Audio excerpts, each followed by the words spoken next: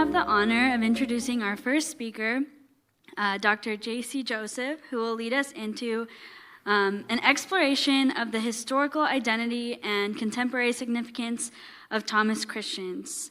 Dr. Joseph is an assistant professor of Ecclesiology and Theology of Ministry at Villanova University, right here in the greater Philadelphia area. Aside from the academy, she is very involved in the lay ministry of the Syro-Malabar Catholic Church.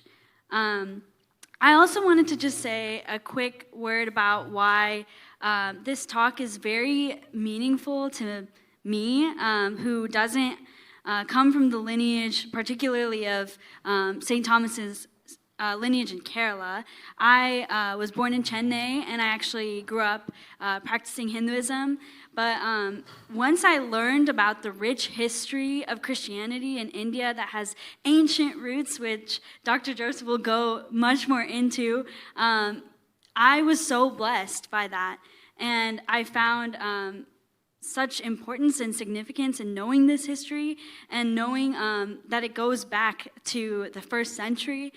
So yes, with that, I know she's going to say much more on that, but I wanted to say that this is meaningful not just for those that come from the state of Kerala, but I would say for all South Asians and even those that are not South Asian to know this history. Thank you.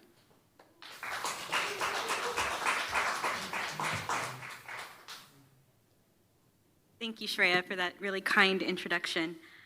So I was actually inspired by the title of this conference, Our Story, Our Faith, and by Shreya's advice, actually, to weave in stories that I had used in my undergrad thesis. So we'll sort of have that present. And though those stories are generated from my own social location as a Syro-Malabar Catholic, I think the early history and many of the questions that arise in the diaspora are shared ecumenically amongst Thomas Christians. And so let's begin this talk on the entangled and wounded histories of the Thomas Christians with an ethnographic view from the second generation. So on July 5th, 2008, the vibrant procession of thousands of people, young and old alike, stretched beyond the horizon as it made its way through the Chicago neighborhood and around the newly built Syro-Malabar Catholic Cathedral. This uncommon spectacle through the residential streets of Illinois drew the attention of many of the locals as neighbors watched with curiosity from their front porches and young children gaped in awe from their bicycle seats. At the head of the procession was His Beatitude Marvarki Cardinal Videthal, the major archbishop and head of the Syro-Malabar Catholic Church, followed by a line of 7 bishops and 60 Indian priests who presided in communities all over North America. They were each clad in gold and pink liturgical vestments that shined radiantly under the mid-afternoon sun. Close behind, over 50 altar servers followed in their simple white tunics, tied at the waist with a belt, displaying the Marthomasliva, or the St. Thomas cross. Both the diversity and identity of this community were displayed before foreign eyes as the crowd was interspersed with nuns in their brown and white habits, praying the Divine Mercy Chaplet and the Holy Rosary, male and female drummers beating the chendamelas with their distinct skill, children giggling as their parents quieted them with watchful glances, young women and men in their ornate Indian attire, proudly holding up statues of saints or brightly sequined velvet umbrellas, and community members carrying banners displaying their respective prayer meeting wards or church organizations, including the Cherapushpa Mission League for young children and the St. Vincent de Paul Society for the Poor and the Unhoused. This rare snapshot of the Syro-Malabar Catholic community in the United States is a religious procession in honor of St. Thomas, the apostle to India. Small communities of Thomas Christians throughout the United States devotedly regard the days surrounding July 3rd, the official feast day of St. Thomas, as a time to remember one of Jesus' 12 apostles who first brought the gospel message to the shores of Kerala, India. For the second generation, especially those born in the US, such processions and liturgical celebrations are a reminder that this community did not originate in a manner parallel to other Western Christian communities. Rather, it took a different trajectory from the moment Jesus had commissioned the 12. Nevertheless, confusion often remains among the generation as to whether it was really possible for the apostle to come to India, or the significance of such an event. A second confusion arises from the presence of Cananea Catholics within the community, who, though sharing the same liturgy and faith, remain endogamous. So to begin answering some of these questions, we have to first acknowledge that names are difficult because they emerge from a whole host of choices determined by time, culture, who is doing the naming, and why. As mentioned earlier, I belong to the Syro-Malabar Catholic Church, who, though make up a huge percentage of this community, only started using that name officially with Pope Leo XIII in 1887. We have also historically been called, or call ourselves, Nasranis, or followers of the Nazarene, Suryanis, or Syrian Christians, and Thomas Christians, which is a designation given by the Portuguese to acknowledge the apostolic roots of this community. Prominent historian Placid J. Podipara, CMI, is often credited with the most succinct description of the identity of this ancient community as Christian religion, Oriental in worship, and Indian in culture. Countering post-independence claims that Christianity was simply a tool of Western colonialism, Podipara emphasized that this ancient Christian community was not a product of Westernization, but rather as old as Christianity itself and as indigenous to the Indian soil as other religions in Kerala. So in this talk, we're going to first explore this narrative of origins by examining the apostolic work of St. Thomas the Apostle and the subsequent connection to the Syrian Christians. We're going to then consider how the arrival of the Portuguese in the 16th century posed a colonial threat to this identity and led to the first major divisions of the church. Finally, we will explore some of the challenges for those in the diaspora who are rediscovering their ancient roots today. So part one, the narrative of origins. So the biblical passage most often used during the liturgical commemoration of St. Thomas is also the source of Doubting Thomas, a name given to this apostle because he did not initially believe in Jesus' resurrection from the dead. Let's, however, revisit this scene of John 21, 24 to 28, to better understand how this encounter with Jesus may have inspired Thomas's missionary endeavors, leading him to the Malabar coast of India.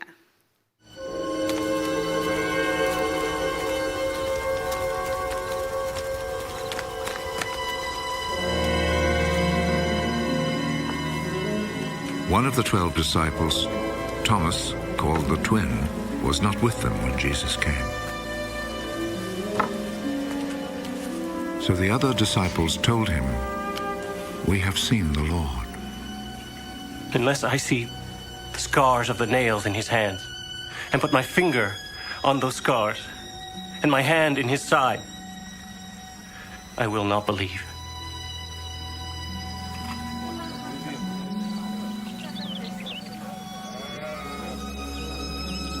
A week later, the disciples were together again indoors, and Thomas was with them.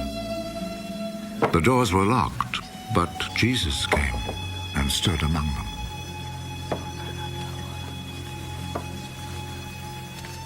Peace be with you. Put your finger here and look at my hands. Then reach out your hand and put it in my side. Stop your doubting and believe. My Lord and my God.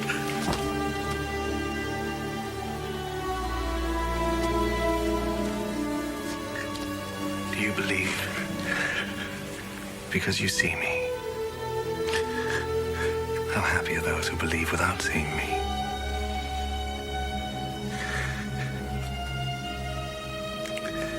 In his disciples' presence, Jesus performed many other miracles which are not written down in this book. But these have been written in order that you may believe that Jesus is the Messiah, the Son of God, and that through your faith in him, you may have life. So one of the reasons I wanted us to ground this conversation in Scripture is because this is a really profound moment for Thomas the Apostle, right? And in his acclamation, "My Lord and my God," that's a really profound theological statement, right? He's not only affirming that this Jesus whom he knew, who he was following for 3 years, is the same Jesus now that's standing before him. The one he had seen crucified is now this resurrected Jesus. But now it's not just my Lord, but my God, right? The divinity of Jesus is fully there. And so there's a real transformation of heart, a real conversion happening that's life-changing. And so this life-changing experience may have inspired Thomas to seriously pay heed to Christ's command to go, therefore, and make disciples of all nations, baptizing them in the name of the Father and the Son and the Holy Spirit. And indeed, the Thomas Christians of India are not the only Christians that claim heritage or claim roots to St. Thomas, right? We have the communities in Edessa and Seleucia Ctesiphon, and in Socotra. So that's in modern-day Turkey, Iraq, and Yemen. And then, of course, the Malabar coast and the Coromandel coast, which is in India. And so they claim heritage to St. Thomas, but also his apostles, Mar Adai and Mar Mari. And so these are many of these early Christian communities lie along well-known trade routes of the ancient world. In his book, A Splendid Exchange, How Trade Shaped the World, William J. Bernstein describes how Eudoxus of Cyzicus, a Greek navigator, discovered the monsoon winds of the Indian Ocean around 100 BC. Because the winds shifted in directions during the summer and winter months, it was possible to travel between the trading centers in the Persian Gulf and the southern ports of India on the Malabar coast, right? And because you have to take time for the winds to change, you would form local communities in the Persian Gulf and in the Malabar coast, right? Waiting for the monsoon winds to change so that you could go back. The routes, however, only came into frequent use during the years of the Pax Romana, and that's about 27 BC to 180 AD. This time of relative prosperity and stability led to an increased demand for Eastern goods.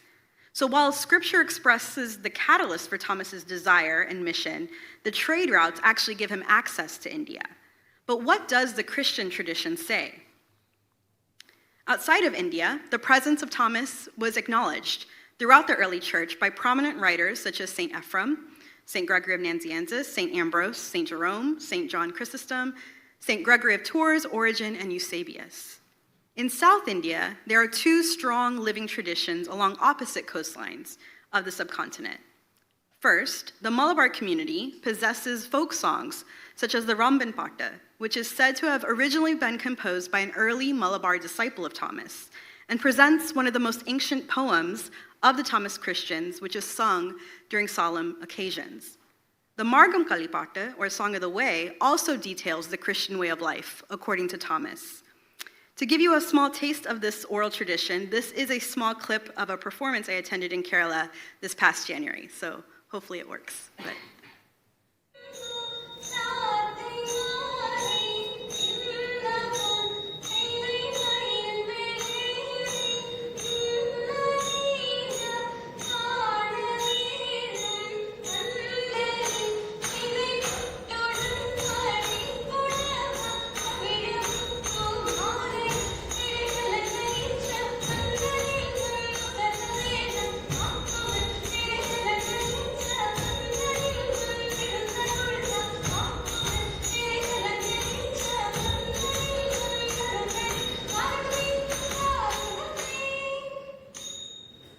So that's just a small part of a much longer performance, but my friends and I have done them for our national conventions, and I actually didn't really quite understand the Malayalam, but when I had my father break it down and translate it, it really is the story of who we are, and especially when, we'll cover this later, but when the Portuguese came and either burned most of our written documents through the Inquisition or took them with them to Portugal and put them in a museum, which was burned there in the 1755 earthquake, right? We lost so much of the written record, but we do have the oral tradition. We have songs, we have dances that still sort of preserve the tradition. And so the folk song details the oral tradition that has been passed down from generation to generation, which begins in 52 AD when Thomas the Apostle came to Kodungallur after the Council of Jerusalem that's recorded in the Acts of the Apostles.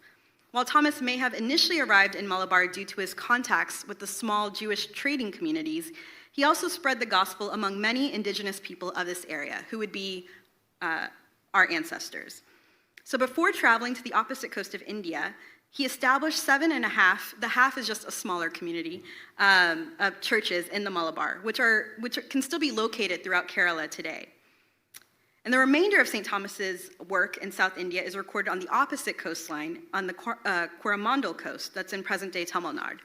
The tradition there is centered on Mylapore, which you can see in that final picture, which has been venerated by pilgrims and travelers as the tomb of St. Thomas throughout the centuries. Local traditions claim that Thomas met his martyrdom with an arrow, and that his disciples buried him with earth that had been soaked with his blood. World-renowned traveler and Venetian trader Marco Polo visited this tomb in 1295 during his travels from China to Persia. His travel log details how great multitudes of pilgrims, Christian and Muslim and Hindu alike, visited the tomb because they all regarded Thomas as a holy man. So thus far, we've talked about how the Thomas Christians are Christian religion, but earlier we also noted that they called themselves Suryanis, who were Oriental in worship. So how did this Syrian connection come about? To get us started, I wanted us to hear from members of the Chaldean Church, who are present-day Iraqi Christians and our closest liturgical relative. So we'll go ahead and listen to them. My name is Father Enkidu Sipo. I'm a professor of theology at JP Catholic, and I'm a Chaldean Catholic priest and monk. Chaldean Catholic Church is apostolic. It goes back to the apostles themselves. It's one of the eastern rites of the Catholic Church. Our homeland is Mesopotamia, present-day Iraq. We were evangelized by St. Thomas the Apostle, by a man that we call Mar-Adde, which is St. Jude, one of the apostles, and another man named Marmari, which scholars say is probably one of the 70 greater disciples mentioned in the Gospels. The evangelists kind of found a home, so to speak, in Mesopotamia, where we were already in contact with believing Jews. And so in that sense, we also have a very Jewish flavor to our church. One of the names for our church is also the Martyr Church, because we've been through so many persecutions of the church, from Persian Empire to the Islamic invasions and Islam even up until now. Jesus says, when they persecute you in one town, flee to the next. That's kind of been the mode of life for Christians for a long time. So thank you. So one of the interesting things is that for centuries, right, the Thomas Christians in India and the Syrian Christians in Iraq were separated by vast lands. Yes, there were trade connections, but now in the US, our immigrant communities are connecting to each other, right? And we're really, we've translated our liturgies into English, and we're kind of stunned. Like, I went to a Chaldean liturgy and I was stunned that it's what I grew up in, right? And so it really gives you a sense of ancient Christianity, but not just back then in the past, but as it's continuing to be lived today. So one of the reasons I wanted us to hear from Chaldean Christians, from Iraqi Christians, is because he mentions, right? He mentions, of course, the connections to Mar-Adde and Marmari, but he also talks about the Persian persecutions. And so during the 3rd century, as the rivalry between Persians and Romans intensified, their views towards Christianity shifted. Prior to the conversion of Constantine in 313 AD, Roman Christians had been persecuted for their faith. Meanwhile, in the neighboring Persian Empire, Christians had relative freedom to practice as they wanted. However, when Constantine converted to Christianity and allowed the faith to be openly practiced in Rome through the Edict of Milan, the Sassanids in Persia began to persecute the Christians living in their own borders, because now they're practicing the faith of the enemy. So this persecution led to the mass migration of Syrian Christians to areas throughout Asia, many of whom also settled in the Malabar because of their previous trade connections. The most well-known of these migrants include Kanai Thoman, or Thomas of Cana, who led a mercantile group of 72 families and a bishop to Kodangalore, Kerala, in 345 AD, right? So about 30 years after the Edict of Milan. Upon leaving, they swore to their patriarch that they would remain true to their faith. They also believed that part of their oath today includes remaining racially endogamous and have continued to be so throughout the centuries. Prior to the arrival of Syrian Christian refugees, the Thomas Christians of India had only possessed a hereditary priestly line through families like the Pagalomattams and others. I think the Malayakwals also. So the Syrian Christians, however, brought with them the episcopal structures that were taking shape in the rest of the Christian world in the 3rd and 4th centuries. So the Chaldean bishops, however, only took care of the spiritual and liturgical matters, essentially leaving the indigenous archdeacon to be the leader of the Thomas Christians. So he was still the head of the church. So in that priestly line, they continued, right? He's just now called archdeacon within a Syrian episcopal structure. So, though culturally different, the faith of the indigenous Thomas Christians were reshaped theologically and liturgically by the East Syrian Church. As we can see here, the Thomas Christians adopted many Syriac terms, like Malaka for angel or Kadisha for holy. So some of these words just became part of the religious language of the Thomas Christians. And they also prayed in Syriac. And this continued from the 4th century to about the 16th century with the arrival of the Portuguese. And so we're going to transition to the second part of my talk, which is the colonial threat to this identity that's been developing on the Malabar coast. And I'm going to share a view from the second generation of what are the questions that emerge in relation to this splintering of identities. Oops. Okay. So here's the story that I wrote in undergrad. So 17-year-old Rena entered the Granger Park Recreation Center half-heartedly. Today was the highly anticipated basketball tournament between all the Malayali Christian churches in the tri-state area. The first game was between India Pentecostal Assembly and St. Stephen's Marthoma Church. She still had some time before the boys from the St. Thomas Syro-Malabar Church from the Bronx played against the team from St. Gregorius Orthodox. As a youth group president, she made all the posters to cheer on the team from her church, each sprawled with huge glittering letters that read, "Go Syro-Malabalas." That is what my friend actually wrote. And so passing out the posters to members of her youth group and bantering with the other teens about how her church was going to win the big trophy this year, Rena still had a hard time forgetting about the tension that had arisen in her home over the past week. The anger of her father and the silence of her mother weighed heavily on her heart. Finding her prom picture with a boy from the Pentecostal church the previous Monday, her father called her and demanded that she come home immediately after school for a serious discussion. Her heart immediately skipped a beat when she saw the picture in his hands. He questioned if this was her boyfriend and if she desired to bring shame upon her family. She could not understand the connection between dating a Pentecostal and shaming her family, and asking how she was doing so, her father responded that that she was not allowed to date, and that she could only marry a Syro-Malabar Catholic in the future. Her father then picked up the phone and called his parents to inform them of their children's misbehavior. Rena looked at her mom for help, but she only stared back in silence. After clearing her throat, her mom simply asked her to remember all the sacrifices made so that she could have a better life. So though the tournament was a week later, Rena still remained absolutely bewildered by her parents' reaction. Moreover, she thought that her parents would be happy because at least he was a boy from a good Malayali family. A week later, as she sat looking at the different teams from the variety of churches, she couldn't help but wonder what any of this meant. Why were there so many Malayali churches? There was nothing in her AP European history class that talked about the Protestant Reformation coming to Kerala. So how did all of these Christian communities come about? So until now, it was possible to speak of the Thomas Christians as a unified church, as a unified group, even with different Persian cultures and Indian cultures present. However, differing responses to the colonial presence of the Portuguese led to the first division between what would become the Catholics and the Orthodox. This division paved the way for further divisions through the introduction of numerous strands of Protestant Christianity brought to the Malabar shores by the Dutch, the British, the French, and the US Americans.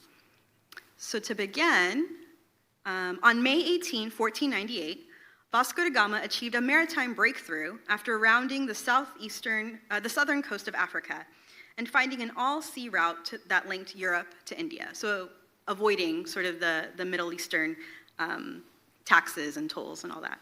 So when traders asked da Gama's crew why they had arrived to the Malabar coast, one crew member famously responded, "We came to seek Christians and spices." So that suggests that there was prior knowledge of Thomas Christians. So while initial encounters were cordial and mostly based on trade, the winds of the Counter-Reformation would bring the Inquisition and the Council of Trent to the Malabar coast during the second half of the 16th century. The Jesuits were increasingly convinced that the Thomas Christians were corrupted by certain Hindu practices, and that their hierarchical and liturgical dependence on the Chaldean bishops from Persia was a source of Nestorian heresy. The Jesuits, along with many of the other Portuguese missionaries, decided that the only solution that could purge the Malabar coast of these errors would be to sever the link with Chaldean bishops by preventing their arrival to the coast and placing the Thomas Christians under the Portuguese crown. Let's also acknowledge that the Thomas Christians were the main cultivators of black pepper, and the Portuguese had mercantile interest in owning that production. So the opportunity to accomplish both goals came with the newly appointed Augustinian Archbishop of Goa, Alexis de Menezes, in 1595, and the death of Chaldean Bishop Mar Abraham in 1597, which left the Thomas Christian see of Angamali vacant. Taking advantage of this vacancy, Menezes called for the Synod of Diamper, which was held on June 20th to 25, 1599. Far from a meeting of equal parties, the Portuguese heavily restricted any expression of dissent. The 660 lay Thomas Christians and 153 native priests in attendance arrived thinking that they were partaking in a Mahayogam, according to their ancient customs. And in that, right, of course, even the fact that 660 lay people were present means that there was active lay participation. They were used to a collective discernment process. So I think that they were shocked. They soon discovered, however, that they had no voice and were expected to follow a foreign Latin script under the threat of excommunication, which also, yeah, that we can talk about that in the Q&A, but, and the imperial gaze of the Portuguese guards, hidalgos, and noblemen. Because the synod fulfilled colonial desires to enforce Latin conformity and suppress lay involvement, George Nerengat argues that Diamper was, quote, charged with the latent explosive potential destined to detonate after half a century, leaving behind cataclysmal ecclesial debris, end quote. And I would say the reverberations of those are still experienced today. So with the process of Latinization fully in progress after the Synod of Diamper, resentment continued to fester under the surface for many Thomas Christians. Pained by the accusation of heresy, and now under the jurisdiction of Latin bishops, many would later express their grievances in a letter to Pope Pius IX. This letter stated that, quote, as we did not know the European languages, and as we did not have any defenders who spoke the same, they deceived us, got our signatures, and wrote things which we did not understand. In the 50 years that followed the Synod, the Thomas Christians eventually became so upset by the increasing colonial intrusion that large numbers of clergy and laity gathered at the church in Muttoncherry on January 3rd, 1653. And here they pledged the Coon and Cross Oath. While historians disagree on the exact words of the oath, Joseph Peremtortum provides a version of the oath translated from a Latin manuscript. And it says, he translated, therefore, and this is the content of the oath, therefore, being so seriously offended, we gathered together in the church of the same place, where, having touched the holy gospels before the main altar and the image of the crucifix, we take the oath never again to admit as our pastor, the Lord Francis Garcia, or anybody else from the Society of Jesus, nor to admit these priests from the said society into Malabar, or within our churches, until they make amendments for the injuries and offenses with which we have been inflicted by them, both in the violent dismissal of the patriarch and in many other things before his arrival. So the Coon and Cross Oath was seen as a, quote, powerful expression of the will and determination of a community which wanted to safeguard their identity, dignity, and venerable heritage. So in many ways, the majority of the Thomas Christians, which eventually became Syro-Malabar Catholics, understood this oath as just a rejection of the Jesuits, right? And remained struggling with Rome for centuries thereafter. They wanted to be in communion with Rome, but they wanted to return to their former way of life, known as the Marthoma Marga, which is the way according to St. Thomas. And for those who stayed in union with Rome, the seat of the archdeacon, right, the leader that they were used to, was absorbed and made into a Latin vicar general until they were able to fight for and gain their own indigenous bishops in the 19th century. The other sort of trajectory, the aftermath of the Coon and Cross Oath, the ones who rejected the Roman apparatus as a whole, they gathered 12 priests and consecrated the archdeacon as their bishop. But of course, that doesn't make sense within an episcopal structure for priests to ordain a bishop, so they sought approval from the West Syrian Patriarchy, not the East. So this is the introduction of another liturgical family onto the Malabar coast, and they became known as the Jacobite Orthodox Church. Nevertheless, right, this is sort of what happened after Portuguese and other foreign influences, other colonial influences. So the Latinization initiated by the Portuguese through the manipulation of ancient Yogam structures eventually led to the fracturing of this once united church into multiple ecclesial bodies, with the arrival of the Dutch, British, French, and US Americans. And they remain divided today, even in the diaspora. So this is sort of maybe a bridge to further conversations that we'll be having this weekend, but I wanted to sort of end with sort of what does this mean as we're continuing to discover ourselves here in the diaspora. So I will have one more story from the second generation. Okay, so numb from a combination of shock and confusion, Arun sat silently on the playground bench of Sacred Heart Academy. As other middle school students played carelessly about him under the Florida sun, he could neither explain the twisted emotions within him nor the sudden feeling of utter loneliness. Earlier that Friday morning, the entire school had gathered in the auditorium for Bring Your Parent to School Day.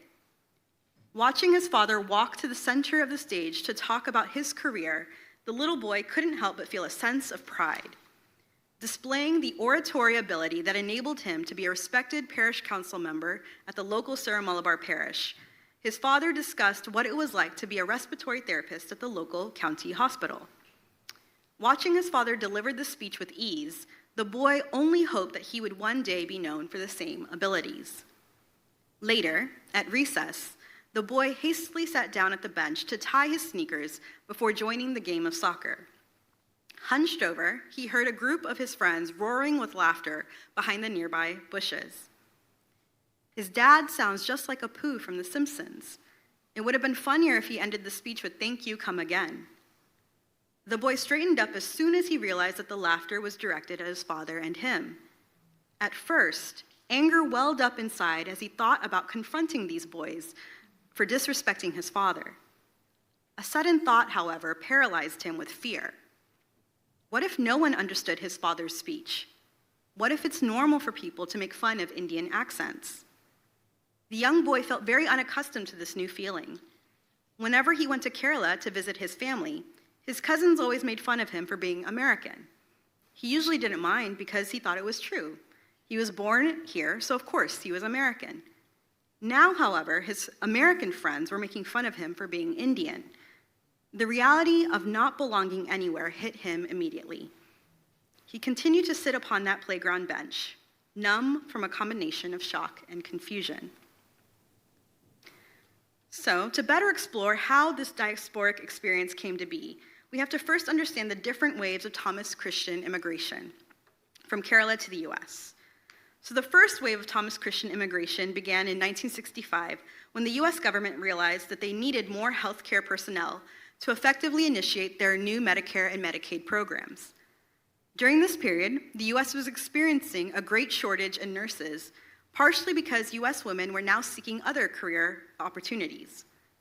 The change was critical enough not only in causing several nursing schools to close across the nation, but also in forcing many inner-city hospitals to actively send recruiting agents to attract nursing school graduates from Kerala. So the first group came with the passing of the 1965 Immigration and Nationality Act, and I'm sure Sherry will share more about this tomorrow.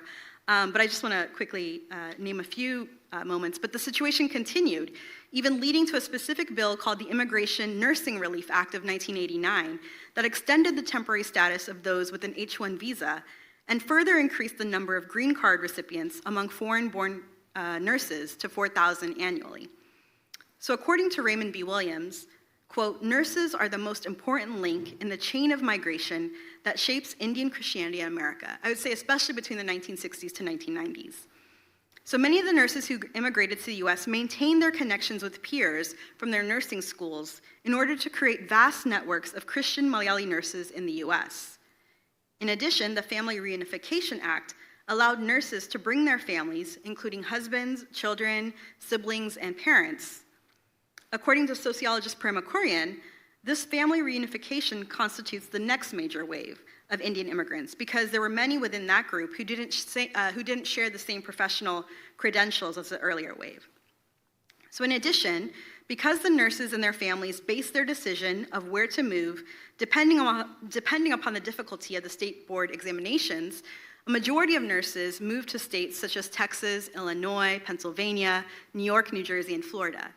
And not surprisingly, these states constitute some of the most thriving Thomas Christian communities in the US today, and partially why we're having our conference here in Philadelphia. So these communities experienced further growth during the information technology boom of the 1990s and the early 2000s. I'm sure this isn't surprising, but a lot of Indian IT workers helped with the Y2K bug, and that's sort of what spawned the next wave of immigrants. And so with the arrival of several IT professionals and the continued arrival of nurses and their families, the various communities swelled in size with now thousands of families in Chicago, Dallas, and the tri-state area. Nevertheless, there is a fear that if immigration should cease and the second generation continue to misunderstand their Thomas Christian heritage, these communities will no longer exist in the diaspora. So on that note, and we can definitely develop this more throughout the weekend, I just want to note that there are certain challenges of recognition at play. So the challenge of the Thomas Christian identity in the US in particular often comes when the first generation uses the community as a bastion of cultural preservation in the face of discrimination. And the challenge for the second generation results from a disconnection with the past heritage and the simultaneous inability to fully assimilate or even want to assimilate into the US due to their status as what Vijay Prashad, but it's also common in most Asian American studies, calls us forever foreigners. So in both situations, the lack of recognition from the dominant culture leads to a distorted identity that is based upon various confusions of what it means to be a Malayali American Thomas Christian. For the first generation, as mentioned, this distortion of identity often comes in the form of discrimination, both subtle and overt. The exploitation of migrants and the discriminatory attitudes of people of the host country are not imagined phenomena, but lived realities that are seldom discussed publicly, if ever discussed publicly. Prashad aptly characterizes the sentiment when he suggests that the underlying message given to many immigrants, whether they're nurses or IT workers or in other fields, is that we want your labor, but we don't want your lives. So the negative interactions with the dominant culture may have presented additional motivations for establishing Thomas Christian communities in the US. While many of the immigrants strongly desired to continue the practice of their faith according to their traditions, the community also presented a safe haven where this generation, the immigrant generation, could put down their guard, communicate in their native language, and share the burdens of living within a foreign land.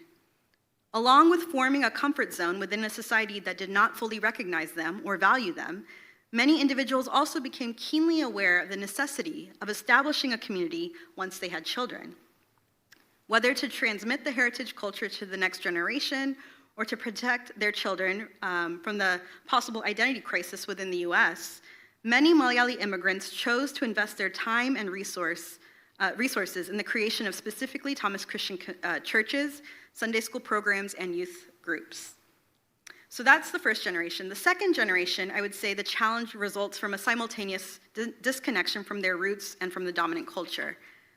The now adult second generation often gets frustrated with the Malayali mindset and structures that may have once provided psychological safety, but hardly responds to the current cries as they navigate what it means to live in between cultures and raise their children in diaspora. Seeing no way through, many either resign to the cultural status quo of these churches or rebel and leave them completely. However, and this was a questionnaire I did long time ago, but in a questionnaire studying the acculturation preferences among 346 Syro-Malabar Catholics born in diaspora, separation and resignation only presented the second and third preference. The top acculturation style preferred by the American-born was integration. The implication of this finding suggests that in order for the community to remain relevant to the developing generation, it must understand that for individuals who grew up in the US, being Malayali and being American are not two separate identities. Rather, they are fused together, or there's a hope for it to be fused together into a new identity that seeks to be integrated in a healthy way. In many ways, the challenge now is how to remain as one church without fracturing across linguistic lines. And that's a real challenge. I think we have ministries and we have the presence of, at least in the Syro-Malabar Church, I can speak, up to about 25, 26, and then the rest of us feel very confused about what to do in these communities. But I do believe finding a way to walk together as one, though a huge challenge, is not an insurmountable one. And in that sense, I do want to conclude. I think that as Christians, we name the challenge, we name the pain, but we know that that doesn't have the final word. And so I do want to conclude on a note of hope, captured by this recap video of a young adult conference we had last summer. It's just 2 minutes, but I think it gives you a sense of where we are now. And then I hope in this weekend we can talk about, and then what next. So we'll conclude with the video.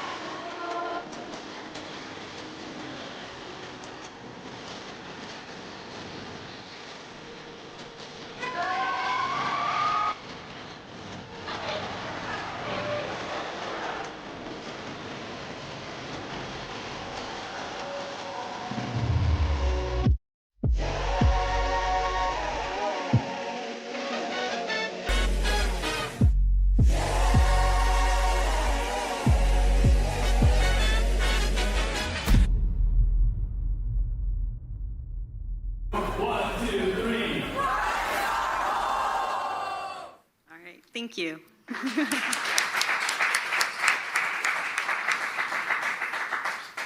Awesome. Thank you so much, Dr. Jaisy Joseph, for that wonderful presentation. Just gonna take this off. Yeah, that was like 2,000 years of history in 30 minutes, so that was impressive. That was very impressive. And I just want to thank you for also drawing these connections that are so important from the ancient history, the colonial history, and even all the way down to our immigration experience today, and how that has affected the second generation.